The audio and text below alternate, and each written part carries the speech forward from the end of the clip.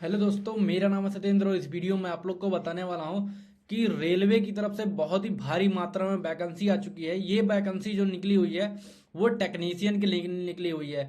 यानी कि ये जो वैकेंसी आई हुई है रेलवे की तरफ से, ये रेलवे टेक्नीशियन के लिए बहुत ही भारी मात्रा में वैकेंसी आ चुकी है।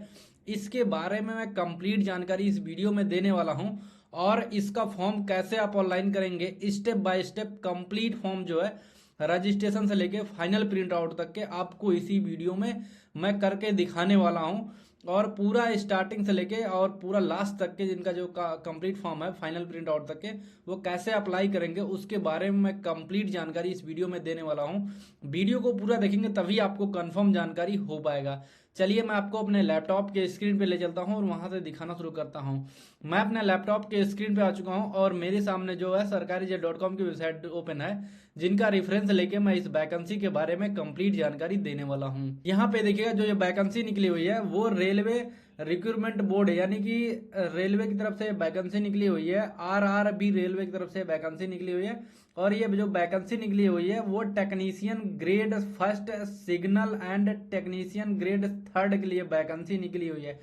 यानी कि जो टेक्नीशियन में सिग्नल टेक्नीशियन होते हैं, जैसे जो स्टेशन पे सिग्नल देते हैं, जो गाड़ियां आती हैं सिग्नल देने का काम होता है, उस टेक्नीशियन के लिए यहाँ पे वैकेंसी निकली हुई है। और ग्रेड थर्ड के जो टेक्नीशियन होते हैं वो टेक्नीशियन की वैकेंसी यहाँ पे निकली हुई है। अब बात कर लेते हैं इनके इम्पोर्टेंट डेट के बारे में। इनका जो स्टार्टिंग डेट है वो 9/3/2024, यानी कि इनका फॉर्म जो है आज ही इनका फॉर्म जो है स्टार्ट हो गया है, अप्लाई होना शुरू। आज से इनका फॉर्म जो है अप्लाई कर पाएंगे। इसका लास्ट डेट जो दिया गया है वो 8/4/2024, यानी कि लगभग आपको एक महीने तक इनका फॉर्म जो है आप ऑनलाइन कर सकते हैं। इनका फीस का लास्ट डेट जो दिया गया है वो 8/4/2024 तक के आप इनका फीस जो है अप्लाई कर पाएंगे। करेक्शन एंड मॉडिफिकेशन, अगर आपके फॉर्म में भरने में कोई गलती होती है तो आप उसे 9 से लेके 18 अप्रैल तक के आप उसे ऑनलाइन कर पाएंगे, दोबारा से करेक्ट कर पाएंगे। इसके बीच में ही आपको करना होगा करेक्ट है। एग्जाम जो है आपको लगभग है, इनका फॉर्म जब कंप्लीट हो जाएगा उसके 1 से 1.5 मंथ के अंदर अंदर में देखने के लिए मिल जाएगा। एडमिट कार्ड आपको एग्जाम से 1 सप्ताह पहले आपको डाउनलोड करने के लिए मिल जाएगा। अब बात कर लेते हैं इनके फीस के बारे में, कितनी फीस होने वाली है। जनरल OBC EWS वालों के लिए 400 रुपए होने वाली है। SC ST और PH कैंडिडेट के लिए 250 रुपए होने वाली है। ऑल कैटेगरी फीमेल के लिए 250 रुपए होने वाला है। यानी कि ये फीस आपकी लगने वाली है। After preparing for the stage first exam, अगर आप जब पहला एग्जाम देते हैं, जो भी कैंडिडेट जनरल OBC EWS वाले होंगे वो 500 रुपये अपना चालान दिए होंगे, उनका जो है पहला फीस देने के बाद 400 रुपए जो है उनके अकाउंट में रिफंड कर दिया जाएगा। जो इनका पहला पेपर होता है, अगर वो पहला पेपर दे देंगे, SC ST और PH कैंडिडेट और फीमेल कैंडिडेट जिनका 250 रुपये लगा है, उनका टोटल अमाउंट जो है पहला पेपर देने के बाद जो है वो वापस कर दिया जाएगा रेलवे की तरफ से। पेमेंट आप debit card, credit card, net banking के थ्रू आप इनका पेमेंट कर सकते हैं और SBI बैंक के थ्रू आप इनका चालान कटवा सकते हैं। अब बात कर लेते हैं इनकी एज के बारे में कि आपकी एज कितनी होने वाली है। 1/7/2024 तक के आपकी एज जो है वो 18 वर्ष होनी चाहिए। अगर 1/7/2024 तक के आपकी एज जो है 18 वर्ष नहीं होती है तो आप इस फॉर्म को ऑनलाइन नहीं कर पाएंगे। अब मैक्सिमम एज जो दिया गया है, मैक्सिमम एज 33 वर्ष दिया गया है। 33 वर्ष जो दिया गया है वो टेक्नीशियन ग्रेड थर्ड के लिए दिया गया है और 36 वर्ष जो दिया गया है वो टेक्नीशियन ग्रेड फर्स्ट सिग्नल के लिए दिया गया है। सिग्नल के लिए जो अप्लाई करेंगे उनका उम्र 36 वर्ष दिया गया है और टेक्नीशियन ग्रेड थर्ड के लिए जो अप्लाई करेंगे उनका मैक्सिमम एज 33 वर्ष दिया गया है। एज रिलैक्सेशन जो इनकी तरफ से होता है सभी कैटेगरी का, उसी प्रकार से आपको एज रिलैक्सेशन देखने के लिए मिल जाएगा। अब बात कर लेते हैं ये वैकेंसी के बारे में, क्या क्या एलिजिबिलिटी होने वाली है। टेक्निकल ग्रेड या टेक्नीशियन ग्रेड फर्स्ट सिग्नल के लिए जो वैकेंसी निकली हुई है वो 1092 पदों वैकेंसी निकली हुई है, जिसमें आप यहाँ पे देखिएगा जो इनका एलिजिबिलिटी दिया गया है सिग्नल 1 के लिए, टेक्नीशियन ग्रेड सिग्नल 1 के लिए जो इनका वैकेंसी दिया गया है वो आपके पास बैचलर डिग्री जो होना चाहिए। बैचलर डिग्री आपका साइंस साइड से होना चाहिए। साइंस साइड में आपका जो है वो फिजिक्स अनिवार्य है। अगर आपका BSc होगा BSc, अगर आपका फिजिक्स से होगा तो भी आप इसे अप्लाई कर पाएंगे, या इलेक्ट्रॉनिक्स होगा इलेक्ट्रॉनिक्स से करे होंगे तब भी आप इसे अप्लाई कर पाएंगे। कंप्यूटर साइंस से अगर आपका डिग्री होगा या बैचलर डिग्री होगा तो भी आप इसे अप्लाई कर पाएंगे। इंफॉर्मेशन टेक्नोलॉजी यानी कि आईटी सेक्टर से अगर आपका होगा तो भी आप इसे अप्लाई कर पाएंगे। और यहाँ पे इंफॉर्मेशन टेक्नोलॉजी या इंस्ट्रूमेंटेशन टेक्नोलॉजी दिया गया है, वो अगर आपके पास सब्जेक्ट होगा तो भी आप इसे अप्लाई कर पाएंगे। BSc in combine of any subject या सब stream of physics, electronics, computer science, IT, information, यहाँ पे दिया गया है अगर आपके पास बीएससी हो, बीएससी अगर इन ट्रेडों में या इन विषयों में अगर आपके पास होगा तो आप इसे अप्लाई कर पाएंगे। अगर इसके अलावा अगर आपके पास बीई या बीटेक या 3 ईयर का डिप्लोमा यानी कि पॉलिटेक्निक का जो डिप्लोमा होता है वो डिप्लोमा अगर आपके पास होगा तो भी आप इसे अप्लाई कर पाएंगे। अब बात कर लेते हैं टेक्नीशियन ग्रेड 3 के लिए जो इनकी वैकेंसी निकली हुई है। ये वैकेंसी जो निकली हुई है वो ब्लैक स्मिथ ब्रिज के लिए निकला गया है और कारगेज एंड वैगन के लिए निकला गया है। ये ड्राइवर के लिए, डीजल इलेक्ट्रॉनिक्स के लिए निकला। मतलब इन ट्रेडों में जो ये वैकेंसी निकली हुई है सारे ट्रेड दिए गए हैं। इन डिपार्टमेंट में जो है आपका सिलेक्शन होगा, ये डिपार्टमेंट दिया गया है जैसे इलेक्ट्रिकल या इलेक्ट्रॉनिक या इलेक्ट्रिकल डिपार्टमेंट है, फिटर डिपार्टमेंट है, या जो उनका मतलब एसी डिपार्टमेंट होता है, वो सारे डिपार्टमेंट दिया गया है। इन डिपार्टमेंट में आपको ग्रेड 3 के लिए सिलेक्शन होगा। और जो ग्रेड 3 में वैकेंसी निकली हुई है वो वैकेंसी 8052 पदों में वैकेंसी निकली हुई है, जिसमें आपकी एलिजिबिलिटी होने वाली है क्लास 10th आपके पास होना चाहिए और साथ साथ में आपके पास आईटीआई का सर्टिफिकेट होना चाहिए। अगर आपके पास आईटीआई का सर्टिफिकेट नहीं है तो आप इसे अप्लाई नहीं कर पाएंगे। यानी कि पहली जो एलिजिबिलिटी आपकी दी गई है टेक्नीशियन ग्रेड 1 के लिए, सिग्नल के लिए, उसमें आपके पास डिग्री होना चाहिए। और जो दूसरी वैकेंसी निकली हुई है टेक्नीशियन ग्रेड 3 के लिए, उसमें आपके पास 10th के साथ साथ आईटीआई का सर्टिफिकेट होना चाहिए। अगर ये सर्टिफिकेट नहीं है तो आप इस वैकेंसी को अप्लाई नहीं कर पाएंगे। यहाँ पे देखा है जोन वाइज वैकेंसी दिया गया है, कौन कौन से जोन में कितनी वैकेंसी निकली हुई है।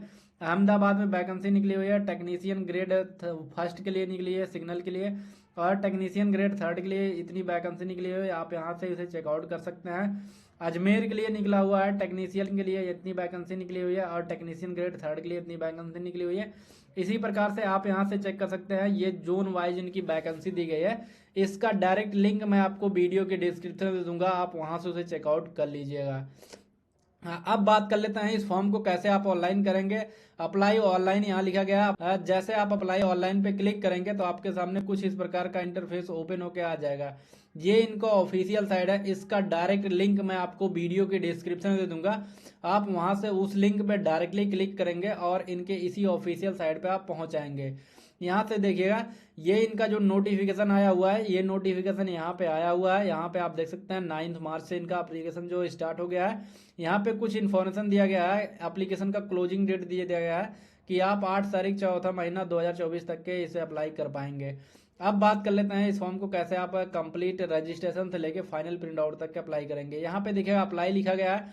अप्लाई पे जैसे आप क्लिक करेंगे, अपना माउस का कर्सर या मोबाइल से अपना करेंगे, वहाँ अप्लाई पे जैसे ही क्लिक करेंगे तो आपके सामने अकाउंट क्रिएट करने का ऑप्शन आ जाएगा। और एक मतलब ऑलरेडी आपके पास अगर अकाउंट होगा, जो भी कैंडिडेट है इस फॉर्म को पहले ऑनलाइन किए होंगे किसी मतलब एक बार भी या पहले कभी ऑनलाइन किए होंगे, तो वो अपना यहाँ से ऑलरेडी हैव अकाउंट पे क्लिक करेंगे और अपना फॉर्म जो है वो लॉगिन करेंगे। लॉगिन आईडी जो उनको मिला होगा उस लॉगिन आईडी से लॉगिन करके इनका कंप्लीट फॉर्म जो है फिल करेंगे। लेकिन जो भी कैंडिडेट अभी इस फॉर्म को ऑनलाइन नहीं किए होंगे तो वो क्रिएट एन अकाउंट पे यहाँ पे ऑप्शन दिया जाएगा और इस ऑप्शन पे जैसे ही क्लिक करेंगे तो आपके सामने कुछ इस प्रकार का इंटरफेस ओपन होके आ जाएगा। ये इनका कंप्लीट जो है रजिस्ट्रेशन फॉर्म है, यहाँ से आपको इसका रजिस्ट्रेशन करना होगा। मैं आपको वन बाय वन करके बता देता हूँ कि इसमें क्या क्या आपको भरना होगा। यहाँ पे देखिएगा सबसे पहले आपको नेशनलिटी चूज करना होगा कि आप इंडिया से रहने वाले हैं, यहाँ कहाँ से रहने वाले हैं, वो नेशनलिटी चूज करना होगा। जो भी इंडिया के होंगे इंडिया सेलेक्ट करेंगे और जो भी अदर स्टेट के होंगे वो अदर स्टेट, या जो भी जिस कंट्री से होंगे, जिस नेशनलिटी से बिलोंग करते होंगे उस नेशनलिटी को यहाँ पे चूज करना होगा। इसके बाद यहाँ पे अपना फुल नेम देना होगा। यहाँ पे देखिए लिखा गया फुल नेम देना होगा। फुल नेम को दोबारा से यहाँ पे कंफर्म करना होगा। कंफर्म करने के बाद अगर आप अपने नेम में चेंज चाहते हैं तो यस कीजिएगा, अदरवाइज अपने नेम में चेंज नहीं चाहते हैं तो नो कीजिएगा। ध्यान दीजिएगा जो यहाँ पे अपना नाम डालेंगे हाई स्कूल के मार्कशीट में वही आपका नेम होना चाहिए जो यहाँ पे आप डालेंगे। अगर हाई स्कूल में आपका नेम कुछ दूसरा है और इंटर में आपका कुछ दूसरा है और आपके आधार में कुछ दूसरा है तो वो यहाँ पे नहीं चलेगा। जो आपके हाई स्कूल के मार्कशीट में नाम होगा वही नाम यहाँ पे आपको डालना होगा। इसके बाद यहाँ पे हाई स्कूल की मार्कशीट में जो आपका डेट ऑफ बर्थडे होगा वही डेट ऑफ बर्थडे यहाँ पे आप डालेंगे। इसके बाद उस डेट ऑफ बर्थडे को यहाँ से कंफर्म करेंगे। इसके बाद यहाँ पे अपना जेंडर सेलेक्ट करेंगे, जेंडर को दोबारा से कंफर्म करेंगे, फादर नेम डालेंगे, फादर नेम वही डालेंगे जो आपके हाई स्कूल के मार्कशीट में होगा। जैसे आपके हाई स्कूल के मार्कशीट में आपके या फादर का नेम लिखा होगा उसी प्रकार से आपको यहाँ पे भी एंटर करना होगा। इस प्रकार से यहाँ पे अपने फादर नेम दोबारा से कंफर्म करना होगा। मदर नेम जो आपका डालना है, जो आपके हाई स्कूल के मार्कशीट में मदर नेम दिया होगा उस मदर नेम को यहाँ पे कंफर्म करना होगा। फिर इसके बाद मदर नेम को यहाँ से दोबारा से कंफर्म करना होगा। इसके बाद यहाँ पे आपका आधार नंबर डालना होगा। आधार नंबर ध्यान दीजिएगा आपके मोबाइल नंबर से वेरीफाई होना चाहिए, क्योंकि आपका जो आधार नंबर है उस पर एक ओटीपी जाएगा और उस ओटीपी को यहाँ से वेरीफाई करना होगा। जैसे यहाँ पे आप वेरीफाई करेंगे, वेरीफाई करने के बाद आपका आधार जो है वेरीफाई हो जाएगा। वेरीफाई होने के बाद यहाँ पे अपना जो है ईमेल एड्रेस से कंफर्म करेंगे, मेल आईडी यहाँ पे डालेंगे। मेल आईडी डालने के बाद गेट ओटीपी पे क्लिक करेंगे या जनरेट ईमेल ओटीपी पे जैसे क्लिक करेंगे आपके मेल पे एक ओटीपी जाएगा। उस ओटीपी को यहाँ से वेरीफाई करेंगे। वेरीफाई करने के बाद यहाँ से आपको अपना मोबाइल नंबर डालना होगा। मोबाइल नंबर डालने के बाद यहाँ पे गेट ओटीपी या जनरेट ओटीपी पे जैसे क्लिक करेंगे आपके मोबाइल नंबर पे एक ओटीपी जाएगा। उस ओटीपी को यहाँ से वेरीफाई करना होगा। जब आप उस ओटीपी को वेरीफाई कर देंगे इसके बाद यहाँ पे क्रिएट पासवर्ड आपका ऑप्शन आ जाएगा। यहाँ से अपना जो है एक पासवर्ड क्रिएट करेंगे। पासवर्ड आप ध्यान दीजिएगा आपका 8 अंक का होना चाहिए। इसके बाद यहाँ से आप पासवर्ड जनरेट करेंगे। जनरेट करने के बाद यहाँ पे दोबारा से पासवर्ड कंफर्म करेंगे।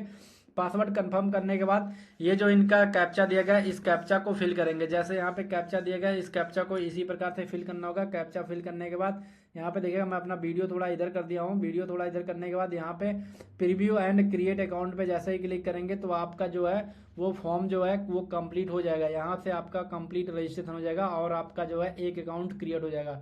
उस अकाउंट को क्रिएट होने के बाद यहाँ से आप लॉगिन हेयर पे जैसे क्लिक करेंगे तो आपका लॉगिन करने का ऑप्शन आ जाएगा। फिर आप वहां से उसे लॉगिन कर पाएंगे। ये इनका जो है कंप्लीट अकाउंट बनाने का तरीका है, यानी कि रजिस्ट्रेशन करने का पूरा कंप्लीट तरीका है। इसी प्रकार से आपको रजिस्ट्रेशन करना होगा। इसका कंप्लीट डिटेल जो है मैं फिल करके आपको वीडियो में कंटिन्यू करता हूं कि आगे का प्रोसेस क्या होने वाला है। यहाँ से देखिएगा मैं अपना सारा डिटेल जो है वो फिल कर दिया हूँ। डिटेल इसी प्रकार से आपको फिल करना होगा। यहाँ से जब अपना सारा डिटेल आप फिल कर देंगे इसके बाद वेरीफाई यूजिंग आधार कार्ड से यहाँ पे वेरीफाई करेंगे। यहाँ पे जैसे ही क्लिक करेंगे तो आपके सामने कुछ इस प्रकार का पॉपअप ओपन होकर आ जाएगा। ये पॉपअप में दिया गया है कि आपका मैट्रिकुलेशन में जो डिटेल दिया गया है वो यहाँ पे आपको दिया गया है और आधार में भी जो डिटेल दिया गया है वो सही है। तो यहाँ पे टिक पे क्लिक करेंगे। टिक पे जैसे ही क्लिक करेंगे तो आपका डिटेल यहाँ पे फिल होके आ जाएगा। फिल होके आने के बाद आई एग्री पे यहाँ पे क्लिक करेंगे। क्लिक करने के बाद वेरीफाई पे क्लिक करेंगे तो आपका जो है वो कुछ प्रोसेस लेगा। प्रोसेस लेने के बाद यहाँ पे लिखा आ जाएगा आधार वेरीफाई का सक्सेसफुली का है नोटिफिकेशन आ जाएगा कि योर आधार वेरिफिकेशन सक्सेसफुली यहाँ पे आपका शो होने लगेगा। शो होने के बाद यहाँ पे आपको जो है अपना मेल डालना होगा। मेल पे जैसे ही क्लिक करेंगे तो आपके मेल आईडी पे एक ओटीपी चला जाएगा। उस ओटीपी को यहाँ से आपको वेरीफाई करना होगा। उस ओटीपी को जैसे वेरीफाई करेंगे आपका मेल जो है वो वेरीफाई हो जाएगा।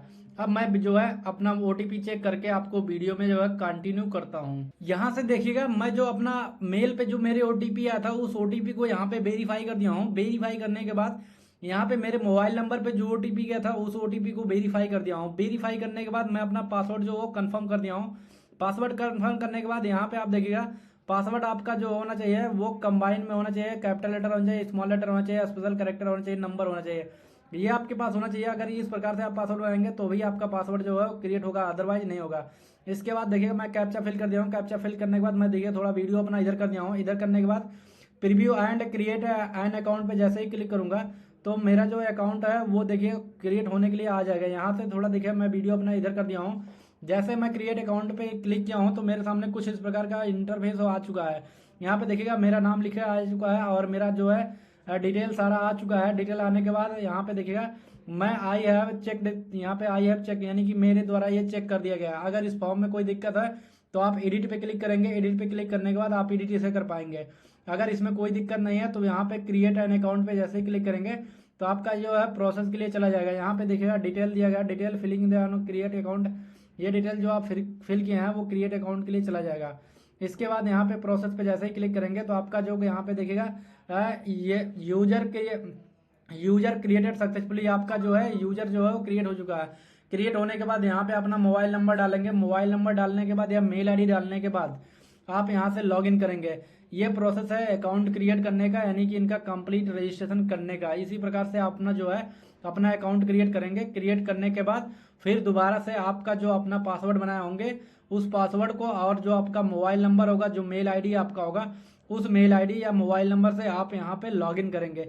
इसको लॉगिन करके मैं जो आपको है वो वीडियो यहाँ पे देखिएगा। मैं अपना जो है मोबाइल नंबर डाल दिया हूँ। मोबाइल नंबर डालने के बाद अपना पासवर्ड, जो मेरा पासवर्ड था वो पासवर्ड मैंने डाल दिया। पासवर्ड डालने के बाद यहाँ पे कैप्चा मैं फिल कर दिया हूँ। कैप्चा फिल करने के बाद यहाँ लॉगिन पे जैसे मैं क्लिक करूंगा तो ये फॉर्म जो है वो लॉगिन होके आ जाएगा। लॉगिन होके यहाँ से देखिएगा ये जो दोनों फॉर्म है वो एक्टिवेटेड यहाँ पे आपको शो होने लगा। यहाँ पे देखिएगा पहला जो फॉर्म निकला हुआ है वो ग्रेड फर्स्ट सिग्नल के लिए निकला हुआ है। उसके बाद नीचे जो फॉर्म दिया गया है वो ग्रेड थर्ड, यानी कि ग्रेड थर्ड के लिए निकला हुआ है, टेक्नीशियन ग्रेड थर्ड के लिए है। ये दोनों फॉर्म सेम ही दिया गया है। आप दोनों फॉर्म कैसे अप्लाई करेंगे उसके बारे में कंप्लीट जानकारी आपको वीडियो में कंटिन्यू करता हूँ। यहाँ पे देखिएगा अगर आप ग्रेड फर्स्ट के लिए सिग्नल के लिए अप्लाई करना चाहेंगे तो यहाँ से स्टेप बाय स्टेप करेंगे। और यहाँ से अगर आप टेक्नीशियन ग्रेड थर्ड के लिए अप्लाई करना चाहेंगे तो यहाँ से स्टेप बाय स्टेप करेंगे। मैं इस वीडियो में जो है वो ग्रेड थर्ड के लिए दिखाना चाहता हूँ कि आप ग्रेड थर्ड में कैसे अप्लाई करेंगे। अगर आप ग्रेड फर्स्ट में अप्लाई करना चाहते हैं, ये ग्रेड फर्स्ट सिग्नल के लिए अप्लाई करना चाहते हैं, सेम उसी प्रकार से अप्लाई करेंगे जिस प्रकार से मैं यहाँ पे ग्रेड थर्ड के लिए अप्लाई कर रहा हूँ।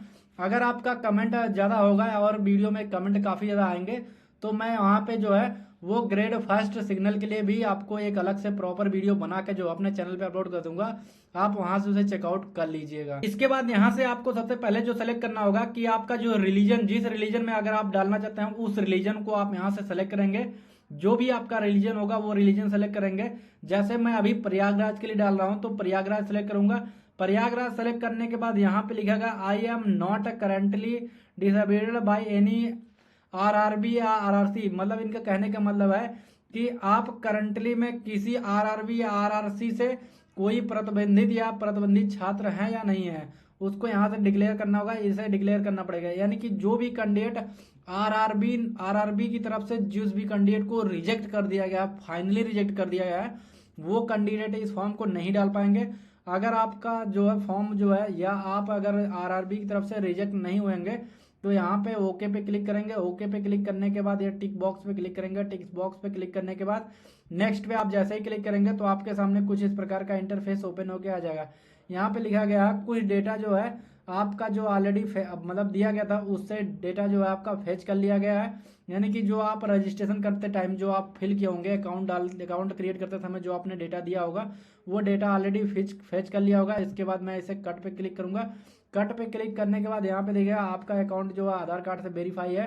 इसके बाद यहाँ पे कुछ डेटा जो है आपका जो अकाउंट क्रिएट करते समय दिया गया था वो डेटा यहाँ पे ऑलरेडी आ चुका है।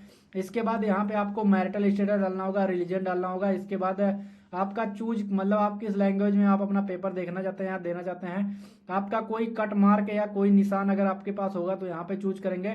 आप किस कम्युनिटी से बिलोंग करते हैं, किस समुदाय से बिलोंग करते हैं। इसके बाद यहाँ से आप अपना परमानेंट एड्रेस डालेंगे। परमानेंट एड्रेस डालने के बाद यहाँ पे देखिएगा सेव पे क्लिक करेंगे। सेव पे जैसे क्लिक करेंगे ये सेव हो जाएगा। इसके बाद यहाँ पे नेक्स्ट पे जैसे क्लिक करेंगे, नेक्स्ट पे क्लिक करने के बाद आपके सामने जो है वो नेक्स्ट का प्रोसेस आ जाएगा। इस डिटेल को मैं फिल करके आपको वीडियो में कंटिन्यू करता हूँ। यहाँ से देखिएगा मैं अपना कंप्लीट डिटेल जो है वो फिल कर दिया हूँ। फिल करने के बाद आपको यहाँ से अपना मैरिटल स्टेटस, अगर आप मैरिड होंगे मैरिड, या अनमैरिड होंगे अनमैरिड। इसके बाद आप जिस भी रिलीजन यानी कि जिस भी धर्म से बिलोंग करते हैं, हिंदू, मुस्लिम, क्रिश्चियन, सिख, ईसाई, जिस भी धर्म से बिलोंग करते हैं उस धर्म को यहाँ पे सेलेक्ट करेंगे। इसके बाद आपका पेपर जो है वो किस लैंग्वेज में होना चाहिए, हिंदी, इंग्लिश, गुजराती, मराठी, उर्दू में होना चाहिए।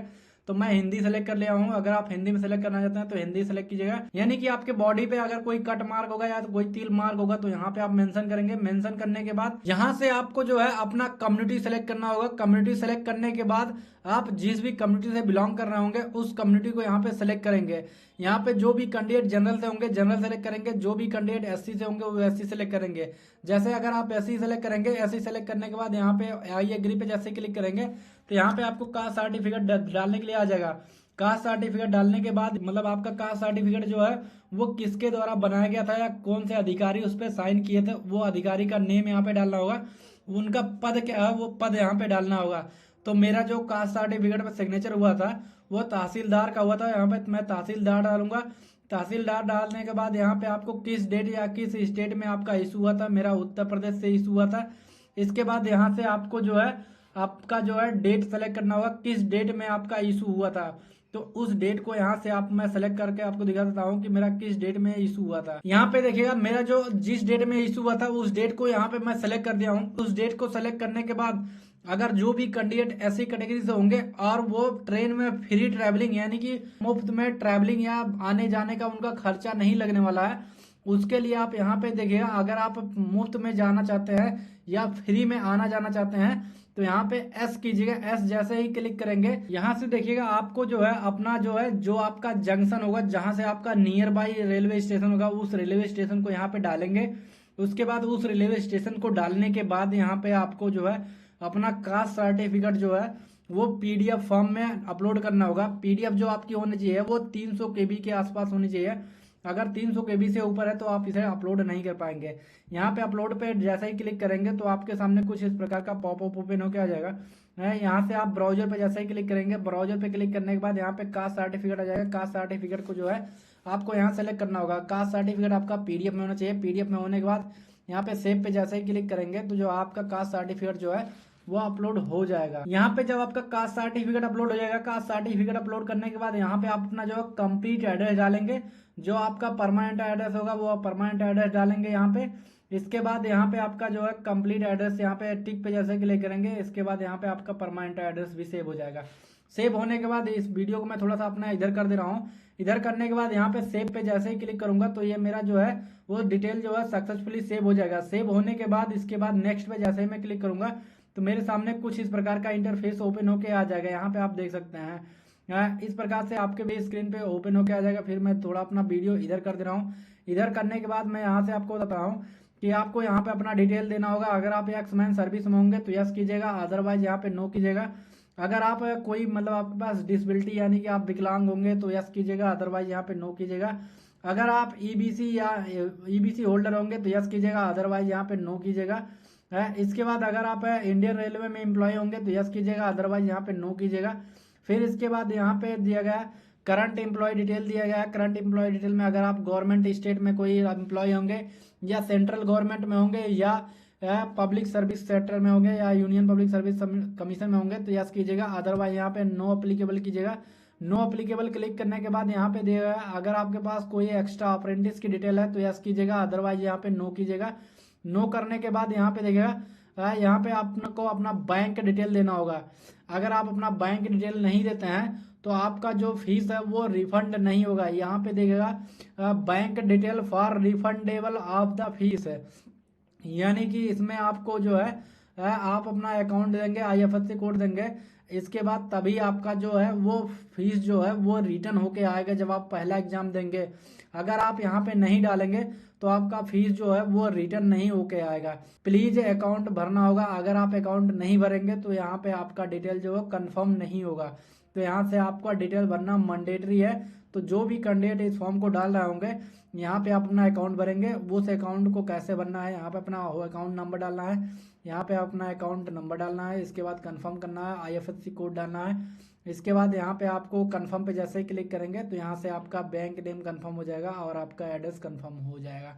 इसको मैं डाल के जो है आपको वीडियो में कंटिन्यू करता हूँ। यहाँ से देखिएगा मैं अपना बैंक डिटेल जो है यहाँ पे अपना डाल दिया हूँ। इसी प्रकार से आपको भी अपना बैंक डिटेल डालना होगा। बैंक डिटेल डालने के बाद यहाँ पे कंफर्म पे जैसे ही क्लिक करेंगे इसके बाद यहाँ पे आपका जो है बैंक का डिटेल यहाँ पे सेलेक्ट कर लेगा ऑटोमेटिक। इसके बाद बैंक का डिटेल सेलेक्ट होने के बाद यहाँ पे देखिएगा सेव पे जैसे ही क्लिक करेंगे आपका डिटेल जो है वो सेव हो जाएगा। यहाँ पे देखिएगा सक्सेसफुली सेव हो चुका है। सक्सेसफुली सेव होने के बाद यहाँ पे नेक्स्ट पे जैसे ही क्लिक करेंगे तो आपके सामने जो है कुछ इस प्रकार का इंटरफेस ओपन होके आ जाएगा। यहाँ पे देखिएगा इस प्रकार का इंटरफेस आपका ओपन होके आ जाएगा। यहाँ पे मैं इस वीडियो को थोड़ा अपना इधर कर ले रहा हूँ। इधर करने के बाद यहाँ पे आपको अपना एजुकेशन डिटेल देना होगा। एजुकेशन डिटेल में आपका किस स्टेट से आप पास हुए हैं उस स्टेट को यहाँ पे डालना होगा। इसके बाद किस डिस्ट्रिक्ट से पास हुए हैं उस डिस्ट्रिक्ट को डालना होगा। यहाँ पे कौन सा बोर्ड आपका था तो यहाँ पे मेरा यूपी बोर्ड था तो मैं यूपी बोर्ड डाल दिया हूँ। यूपी बोर्ड डालने के बाद आप किस ईयर में पास हुए थे उस ईयर को यहाँ पे सेलेक्ट करना होगा। यहाँ पे लिखा गया है, यहाँ से देखिएगा आपको अपना जो है पासिंग डेट, आप जिस डेट को हाई स्कूल पास हुए होंगे उस कंप्लीट डेट और मंथ और ईयर के साथ आपको यहाँ पे सेलेक्ट करना होगा।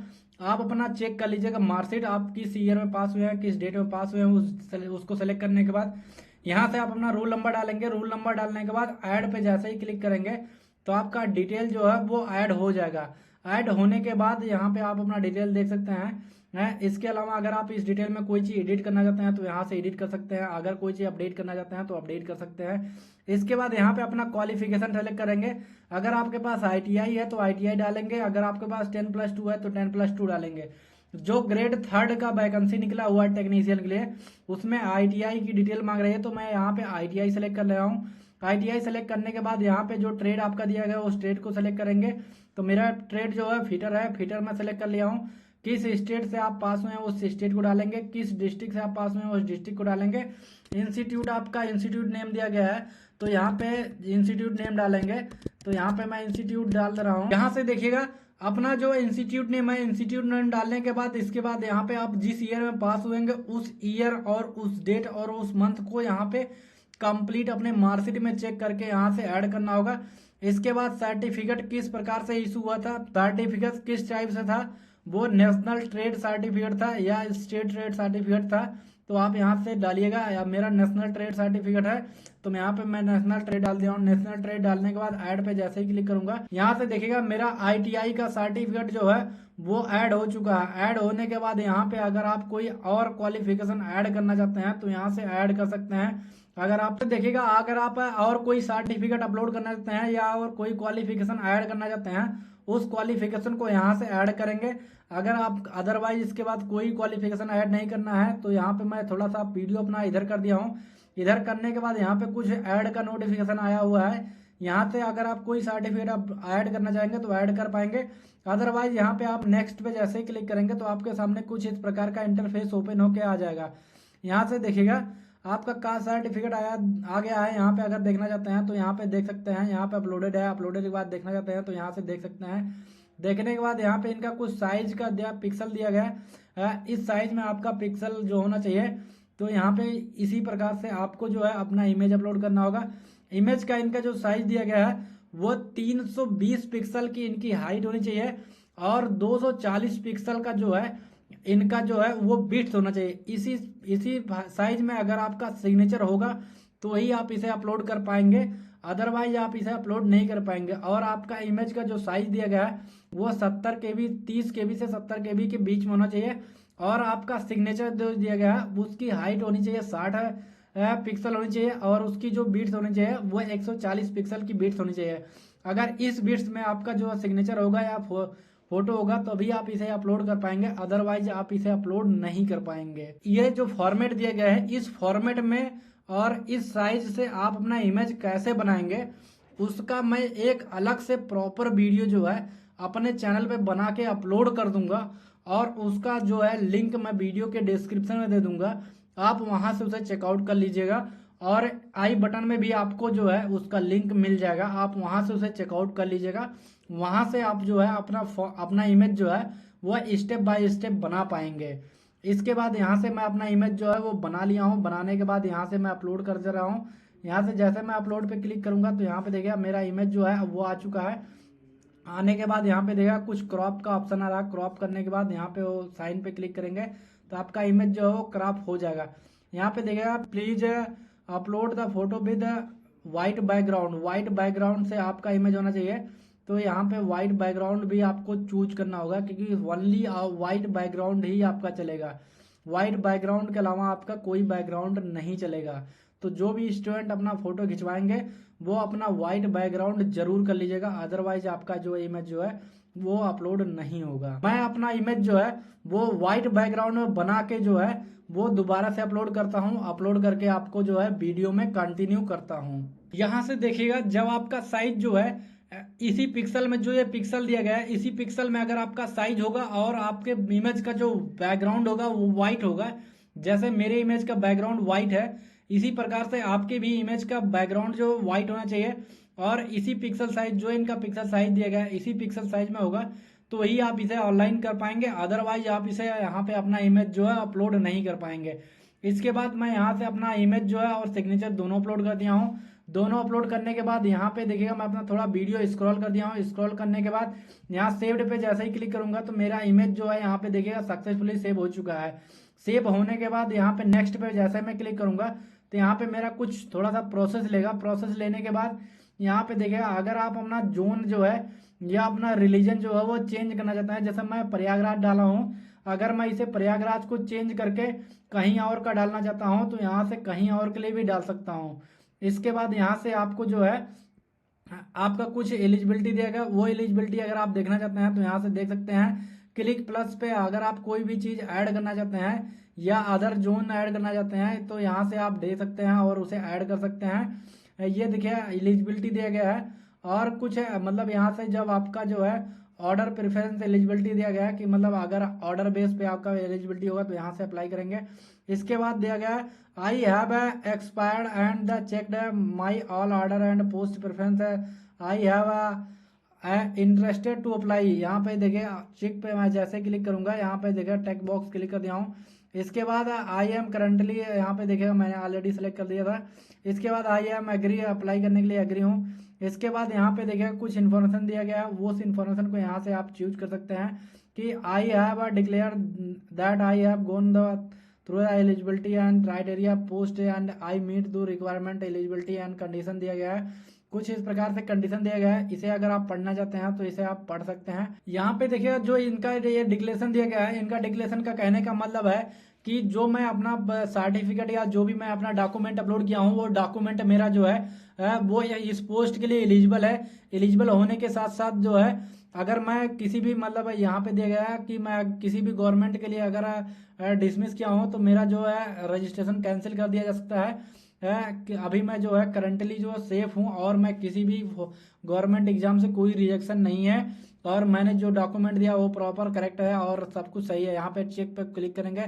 चेक पे क्लिक करने के बाद यहाँ से अपना प्लेस डालेंगे, जहाँ आपका प्लेस होगा वो प्लेस डालने के बाद यहाँ पे देखिएगा आपका डेट दिया गया, आज के डेट में आपका सिग्नेचर अपलोड हुआ, सारा चीज़ अपलोड हुआ है।